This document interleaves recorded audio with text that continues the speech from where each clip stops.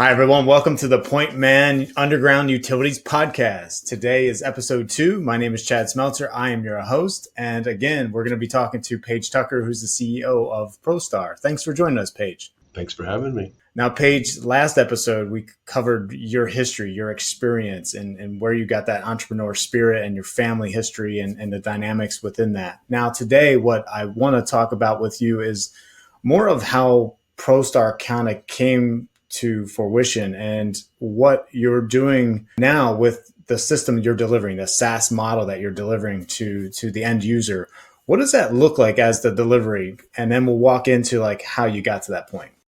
Well, it's actually pretty simple, Chad. All you do is you download our app onto a standard smart device, which could just be, the phone that you probably have within arm's reach, or it can be a tablet, and you're up and running. And we offer two different offerings. It's a standalone mobile app, works anywhere in the world, or you can have what we call PointMan Pro, which is the cloud version, meaning that you have the mobile app that's seamlessly connected to the cloud, and we provide unlimited data storage. We have a tremendous amount of workflow processes and business practices built in to the cloud solution. It's literally a pretty comprehensive asset management system. Oh, wow. Okay. What's the accuracy on the PointMan solution? So it depends on the devices you're using. Again, we're a pure software company. This is just a mobile application. Okay.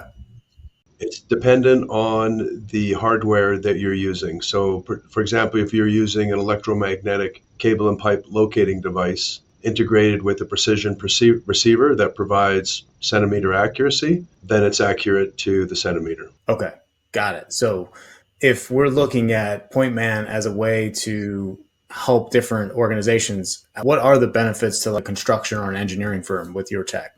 Well, one of the major issues and concerns anytime you're doing construction that requires groundbreaking activities, meaning digging, there's a high probability that you're going to hit utilities during the construction as a result of not having accurate information on where those utilities and pipelines are located. So what we do is we provide a solution that will identify, capture, record, and display where those utilities are buried down to the centimeter, and you can share that information with any stakeholder in real time.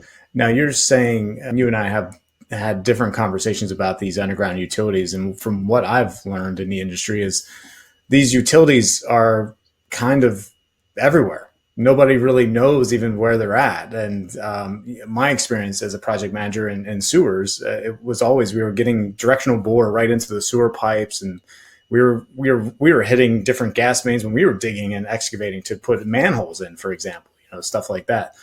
So how big is this problem? Well, it's a big problem, and it's only getting worse. So it's estimated we have well over 30 million miles of buried utilities and pipelines that are in the ground. And to put things into perspective, we have about 2.5 million miles of paved roads that crisscross our nation. So you can imagine a vast network of what I consider to be the above ground infrastructure, but it pales in comparison when you consider what's below ground. And the majority of what's below ground was put in the ground between 50 to 100 years ago. So a large majority of it now is aging, dilapidated, and in serious need of repair and replacement. And the majority of it is buried either below our roadway systems or along the railway systems. It's a tremendous amount of work, number one, to dig up those roadway systems in order to repair and replace our aging, buried infrastructure. But in addition to that, it's a very, very complex network. I often refer to it as a spaghetti bowl of utilities and pipelines that have been haphazardly placed into the ground over the past 100 years. Like 50 to 100 years ago, we had very little oversight, regulation, or compliance. No one was really worried about where these utilities and pipelines were going into the ground. As a result of that, we really don't have a good understanding with any level of accuracy on where the utilities and pipelines are buried. And it might surprise people that even today, if utilities are mapped, they're mapped on paper systems called as-built. And so there's no geospatial accuracy associated to anything that's on a paper map. So the key to this is we're going to have a really good understanding of where these utilities and pipelines are buried. And, we're in the digital era, so we should have a digital representation of where these utilities and pipelines are buried. And then you need a very high level of accuracy, meaning down to the centimeter. But Paige, there's systems in place for this. There's 811 systems. There's people that come around my house. They mark the ground with the spray paint and stuff like that. I mean, there's a system in place that's established already. How do we overcome that, or how's that change? Well, I think anyone that's involved as far as being a construction company or an engineering company or an excavating company, in other words, the stakeholders that actually take on the liability, will tell you that, the 811 system for its time was a good system, but today it's not as effective as it should be. I mean, basically, what you're doing is you're going out and locating where the utilities and pipelines are located, and you're either placing a paint mark or a flag in the ground, which again, there's no geospatial accuracy associated to that. In fact, the accuracy may be somewhere between 1 to 2 meters. In addition to that, I have no way of knowing if you actually located the correct utility. It's often a result of mistakenly locating a fiber optic line instead of a power line. I also don't know how deep it is in the ground. I also don't know what other utilities are surrounding that utility. And as a result of that, the amount of utility strikes that we're having each year is only going up. And I think that trend is going to continue. Number one, we have more utilities going into the ground. So we have more utilities that we have to manage. Obviously, the amount of construction that we're having is only increasing. So there has to be a better way of doing this. And I think everyone in this industry recognizes that. And obviously, we have to look through innovation and technology. Almost all the other industries in the world have gone digital, because at the end of the day, it's all about the data, but it's also about confidence level that you have in that data. In some cases, you're making a digging decision where, lives and public and worker safety are at hand. And so you want to make sure that if you're making a decision based on data, that data has to be accurate, and you have to be confident that it's accurate. Now, that makes a lot of sense. You mentioned strikes. What are the average strikes per year nowadays for utilities? Well, there's different numbers out there. The number that I always reference is we have about 500,000 utility strikes every year. You could equate that to every minute of every working day we hit a utility or pipeline during construction. And as you know, you hit a utility or pipeline, some really bad things can happen. It could be something as simple as traffic delays. We've all experienced where our businesses are interrupted because maybe, the internet is down. You could also have dangerous petroleum products that are seeping into our water systems. And, we've seen the news and heard reports of that happening with our rivers, or contaminating our, drinking water systems, or seeping into the ocean. But if you hit a high pressure gas line, there's a very high probability you're going to have an explosion. And when you do, serious injury can be occurred, by the worker and by the public, as I mentioned. You could also have loss of life, and the loss of life number is only going up every single year. That's one thing I've observed as a volunteer fireman. We used to go out on these utility hits, these utility strikes you're referring to, and we would watch the construction guys kind of just stand around, and we're in the fire department, so we're evacuating people at this point. We're going to each house, apartments, we're evacuating people because the gas is just leaching everywhere throughout the little community. And they would just stand there sometimes looking around, and I'm thinking to myself, wow, this is not safe for anybody. You guys got to get out of here. Now, if that's happening throughout the country, as we see on the news and the reports that are coming out there, if we start using technology as a better and faster way to find these utilities before we hit them, what would some of the cost advantages would be to some of these, I guess, government entities or construction companies that are using that technology? What would that look like for them as a cost benefit to finding it and marking it correctly? Yeah, that's a great question. So on some of these large projects where you're talking about maybe like a $1 to $2 or $3 billion infrastructure project, the construction companies actually have to build right into their proposal that there's going to be a significant amount of cost associated to the fact that they know that they're going to hit utilities and pipeline. Like, it's inevitable. And those costs can run, 10, 20, $30 million. Oh, wow. So if you had a system that could significantly reduce the amount of utility strikes, then obviously you're talking about tens of millions of dollars in cost savings. In fact, we've worked with one of the largest infrastructure construction companies in North America. And initially, when we were working with them to test our system and to see just how effective PointMan is, we were able to reduce utility strikes over a 1-year period on a major project by almost 100%. That's a huge savings. It is. Yeah, time and just money. Then we're talking about reducing cost to projects if they're using the right technology the way we're kind of talking about this, you can really lower costs. And with inflation the way it is these days, a lot of these government agencies, for example, that are building this infrastructure want a cost savings to their projects. And this would be one of the unique technologies that could do that for them, it sounds like. Yeah, it's all about streamlining operations, improving your workflow processes. And as a result of that, that should show up at the bottom line. And, I think everybody wants to streamline their operations, do a better job, provide a better deliverable, and at the end of the day, save money. And that's what we can provide. And we've proven that we can provide that. Yeah, that's interesting, because I talked to a survey engineer, and he was telling me that they're currently using, obviously, the paint marking to mark utility. And then there's a leeway, right? There's like 2 feet on either side of that marker or something like that. And I'm not no expert in this. I'm just enough to be dangerous.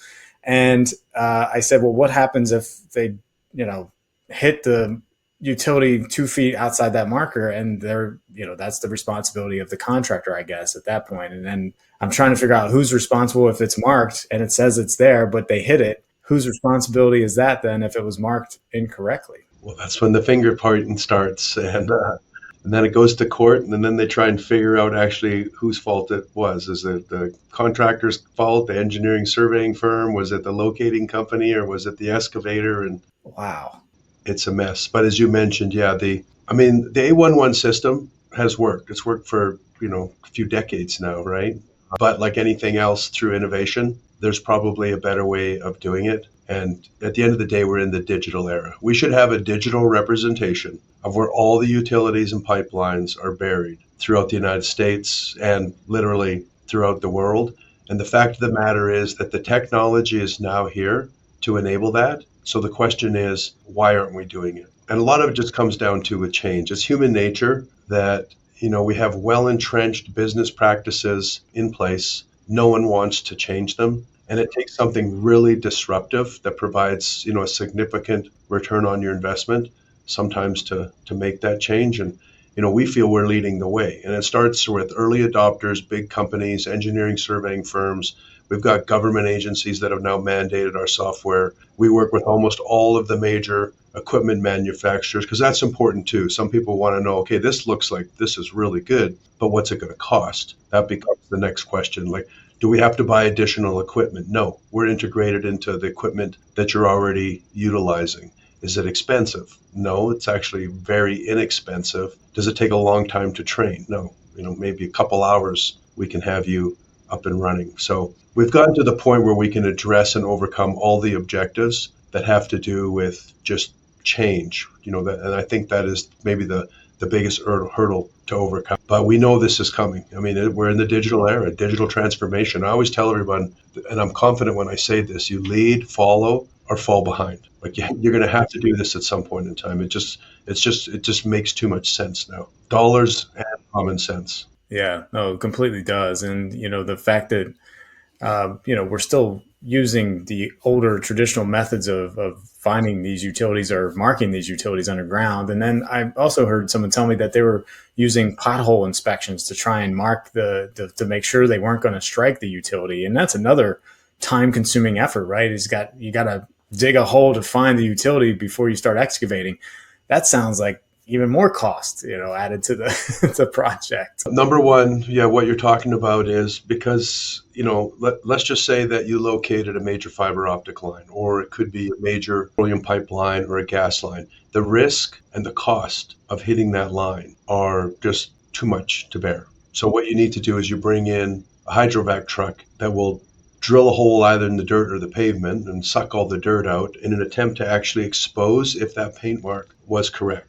Wow. And with our system, when we say that you located that utility or pipeline and it's accurate to, say, 1.5 centimeters, you can be confident that that's exactly where it is. In fact, we're starting to influence guidelines and standards. Even the American Society for Civil Engineers just changed their guidelines and standards last year, and it's influenced by our software. We're starting to make change at various levels. I call it the perfect storm. At some point, it'll all come together. For example, the way that it works today is the utility and cable pipe locating device, the EM locate tool, will locate where a utility or pipeline is located the majority of the time. And it'll provide information to you that you have confidence that you have located the correct utility line. Then you put a paint mark down. What we did utilizing Bluetooth technology is that we integrated precision GPS receiver connected to the mobile device and then connected to the locate device. So when you located where the utility line was or the pipeline, we were actually capturing the GPS information as well, which gave us the GPS location reference of where it's located and then capture that on the mobile device, because the GPS chip in the mobile device is only accurate to about 3 to 5 meters. Okay. Just recently, we've got major manufacturers that developed the utility and pipe locating devices that are now integrating precision GPS right into the device. That's a sign of what's coming, because if you can locate the utility or pipeline down to the centimeter, as soon as you put a paint mark on the ground, then basically you just eliminated the accuracy, because I said now you're back to maybe 1 meter on either side. Okay, the only reason they're doing that is because they see what's coming next, which is we're going to start capturing this information digitally down to the centimeter. And in fact, radio detection, if not the largest, they're one of the largest equipment manufacturers in the world that develop the utility and pipe locating devices. We just signed a commercial distribution deal with them. I mean, they've selected PointMan to be the software that they want to utilize with their devices to capture this information. So, again, one more step. Now we're working with a major equipment manufacturer. I mean, it's going to become the de facto standard that you're going to digitally record where these utilities and pipelines are located. And the best time to do it would be during construction, which is called digital as-builting. As you're actually installing the utilities and pipelines, digitally capture the information, the precise location down to the centimeter, survey grade is what we call it, of where it's located. And then we refer to it as one and done. I'll never have to go out and locate that line again, because I know exactly where it is, and I can pull it up on my tablet or phone and see actually where it is underground. I mean, this technology is here. It's actually been around for a while. The construction industry, 811, has just been slow to embrace it, but it's coming. That I can guarantee you. Oh, there's no doubt. I mean, you're talking about all these strikes, the safety issues that we're putting construction workers in, and we already have labor shortage. The last thing we need is that. And I think, as we start adopting this new technology, we can actually attract more of the younger generation to come into this civil infrastructure world that we have, because it makes sense to them then. It's like, okay, well, why would we use spray paint when we have this device sitting there that can mark it down to a centimeter, right? So it's just logical for them to I call it change of guard, okay? Where you're right, there's another generation that's going to be coming in, and they're going to be the vice presidents, and they're going to be the CEOs and the COOs of these companies, and they're going to be one that are the head of product development, and they're going to take a look at where this industry currently is. They're going to think we're in the dark ages, right? We're literally in a world where everything should be readily available on your mobile phone, and there's a certain generation that actually expects that. If it's not available on my phone, you're probably not relevant in this world. I mean, that's just the reality of it, right? And it's just a paradigm shift. All this information is capable of being readily available on your phone. We can use AR. You should be able to hold your phone up above the ground and see exactly what's buried below that. You should have it up on heads-up display on your glasses. You should have it up on heads-up display in the equipment of the backhoe. I mean, we have autonomous vehicles driving around. It's all based on data, but we're putting paint marks on the ground to identify where a utility or pipeline is located. And I think one of the catalysts is that, we have a $1.2 trillion infrastructure bill that was just passed, and hundreds of billions of dollars is earmarked to improve our roadways and our bridges, as well as replace and repair water systems, sewage systems, and continue to expand our broadband network, particularly in rural areas, so that small towns have access to high-speed internet. The challenge with that is, if we don't know where all the existing utilities and pipelines are located, we could potentially have hundreds of billions of dollars in damages. So I think that's going to be one of the catalysts that says, hey, we got to find a better way of identifying where these utilities and pipelines are buried. And there's companies out there like Prostar that work in, different areas, because it's not one company that's going to solve this. We're all working towards trying to improve and utilizing technology and innovation. We've been working on it for years. And I think collectively that today that we have the solution that could also then easily be adopted by 811. You're spot on. My couple questions I had was about virtual reality and how you're going to integrate with that. But this would be the question I had next is how are you going to integrate with these other geospatial technologies that are out there? So surprisingly, and almost throughout the world, everyone has developed their platform on what's called open data standards. Okay. So almost natively, they all work together. The old model used to be that you would develop your hardware or software and be somewhat proprietary. I use the terminology closed, so that it could only work on certain platforms and, maybe with only a handful of different software solutions. The way it works today, you would literally end up failing because you can't limit what it works on. You utilize open data standards. So almost anything we develop works on any piece of equipment, integrates with, any other piece of equipment. Like we're working, say, for example, with like the CAD systems, Autodesk and Bentley, Esri. They all have open APIs now that they provide, so you can just seamlessly integrate into your systems. I would say 10 years ago, that was not the case. We all have to work together. We all have a core competency that we can focus on. The old business model used to be one company would try and do it all. The way it works today is, there's companies, like Prostar that has PointMan. I mean, our focus is just developing a precision mobile app that works on any device. That's all we do. We get up every day. That's all we do. That's all we focus on. As a result of that, we like to think that we're the best in the world at it. If you wanted to try and do what we were doing, then you would have to, hire a whole nother development team, have a whole nother department. The way it works today is these companies we all work together. You just nailed it. It's all about integration, open data standards, open APIs. That's where everything is moving towards.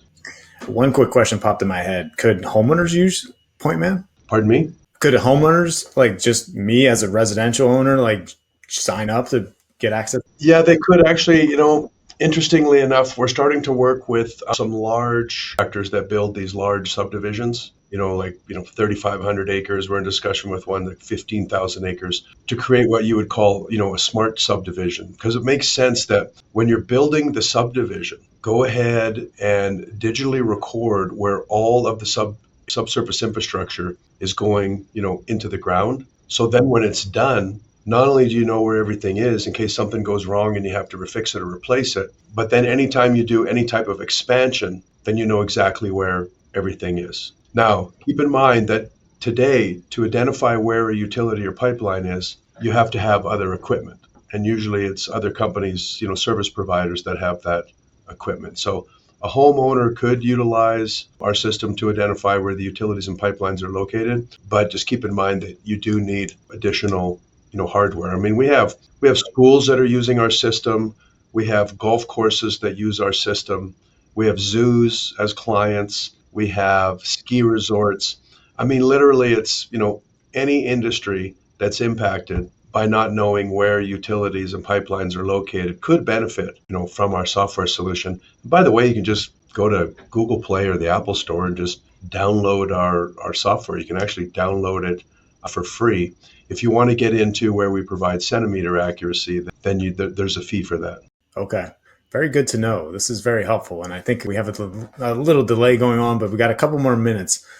What's the global application look like for PointMan? What does the future look like for Prostar going forward? Well, we developed our system so that it's scalable. What I mean by that is today it works anywhere in the world, any language. We're in discussions with companies that are in Saudi Arabia. We have clients that are in Australia. I know we got a call the other day from a dealer that wanted to become a distributor in New Zealand. As I mentioned, we're working with companies like Radio Detection who have, global presence. I'm in discussions and working with, Leica. They're actually owned by the largest mapping company in the world, which is Hexagon. So, yeah, this works anywhere in the world. And the issue we address, not knowing where utilities and pipelines are buried, is not an issue that's isolated to the United States or North America. In fact, I would say in other regions of the world, it's even a bigger problem because obviously the population is much larger, which means there's a lot more construction, but also their infrastructure that's below ground in some cases is, much older than what we have here in the United States. So, they're even facing greater issues. So, yeah, this is a global problem. Yeah, this is a great technology to overcome that big problem, is what it sounds like to me, how we're going to be able to move forward with the PointMan system. And really, I want to get into more eventually how you develop the tech. And I think we'll have another episode for that in the future. But in this episode, it's been great to kind of understand a little bit more about the PointMan and Prostar system and how it works. So I appreciate your time explaining that to us there, Paige. Yeah, and I'm happy to explain it, and I appreciate the opportunity that you're giving me to share this information. So thank you. I appreciate you, and thank you so much for sharing your information with the audience, and truly appreciate your time. And we'll see you on the next episode. Sounds good. Thank you so much. Thanks, Paige.